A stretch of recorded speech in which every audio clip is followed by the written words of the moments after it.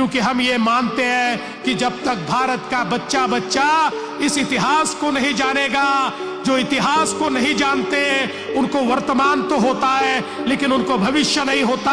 अगर भविष्य होना है तो इतिहास भी मालूम चाहिए, और ये जो इतिहास है ये हर घर तक पहुंचाने का प्रयास इस शहीदी समागम के माध्यम से, इस शहीदी संगत के माध्यम से हम लोग कर रहे हैं। और इसीलिए महाराष्ट्र की सरकार ने यह भी निर्णय किया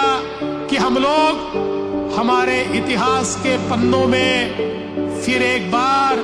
हमारे 10 गुरुओं का जो इतिहास है,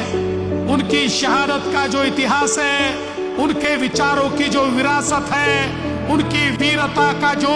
ये आलेख है, ये जन जन तक और बच्चों बच्चों तक पहुंचाएंगे। ये भारत का इसलिए इतिहास है, ये उन तक पहुंचाने का प्रयास महाराष्ट्र सरकार की ओर से हो रहा है।